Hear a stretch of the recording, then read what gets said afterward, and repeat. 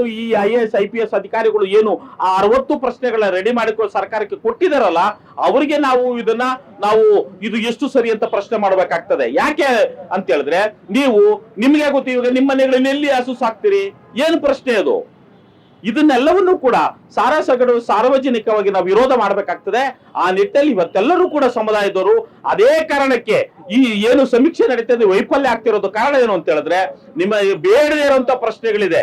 ಆ ಬೇಡದೇ ಇರುವಂತ ಪ್ರಶ್ನೆಗಳಿಗೋಸ್ಕರ ಈ ಸಮೀಕ್ಷೆ, ಸರ್ಕಾರದ ಹಣ, ಸಾರ್ವಜನಿಕರ ಹಣ ಎಲ್ಲವೂ ಕೂಡ ಪೋಲಾಗ್ತಾ ಇದೆ. ಇದು ಕೇವಲ ಒಂದು ಸಮುದಾಯವನ್ನ ರಕ್ಷಣೆ ಮಾಡ್ಲಿಕ್ಕೆ ಇಡೀ ಸಮುದಾಯದ ಹೆಸರು ಹೇಳ್ಕೊಂಡು, ಇಡೀ OBCಗಳ ಹೆಸರನ್ನ ಹೇಳ್ಕೊಂಡು ಮಾಡ್ತಾ ಇರುವಂತ ಉದ್ದೇಶ ಇದು.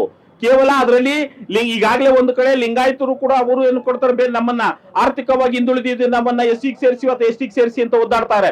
ಕುರುಬ ಸಮುದಾಯದವರು ಅವರನ್ನ ಬೇರೆ ಕಮಿಟಿಗೆ ಸೇರಿಸಿ ಅಂತ, ಅಂದ್ರೆ OBCಗಳಲ್ಲಿರುವಂತ ಹಿಂದುಳಿದ ವರ್ಗದಲ್ಲಿರುವಂತ ಎಲ್ಲವನ್ನೂ ಕೂಡ ನಾವು ಬೇರೆ ಬೇರೆ SCಗಳಿಗೆ ಸೇರಿಸಬೇಕು ಅಂತ ಹೇಳಿ ಹೋರಾಟ ಮಾಡಿಕೊಂಡು ಅದನ್ನೆಲ್ಲವನ್ನೂ ಕೂಡ ಸೈಡಿಗಿಟ್ಟು ಈಗಾಗಲೇ ಏನು ಮಾಡ್ತಾ ಇದ್ದಾರೆ ಅಂದ್ರೆ, ಪರ್ಟಿಕ್ಯುಲರ್ ಆಗಿ ಕುರುಬ ಸಮುದಾಯವನ್ನ ನಾವು STಗಳಿಗೆ ಸೇರಿಸ್ಬಿಟ್ಟ ಅಂದ್ರೆ ನಾವು ಅಭಿನಯ ದೇವರಾಜ ಅರಸು ಅಥವಾ ಎರಡನೇ ದೇವರಾಜ ಅರಸು ಅನ್ನುವಂತವನ್ನ ತೋರಿಸ್ಕೊಳ್ಳಿಕ್ಕೆ ಸಿದ್ದರಾಮಯ್ಯ ಅವರು ಮಾಡ್ತಾ ಇರುವಂತ ಕೆಲಸ ಇದು ಹುನ್ನಾರ ಅನ್ನುವಂತ ಮಾತನ್ನ ನಿಮ್ಮ ಮುಖಾಂತರ ಹೇಳ್ತೇನೆ ನಾನು.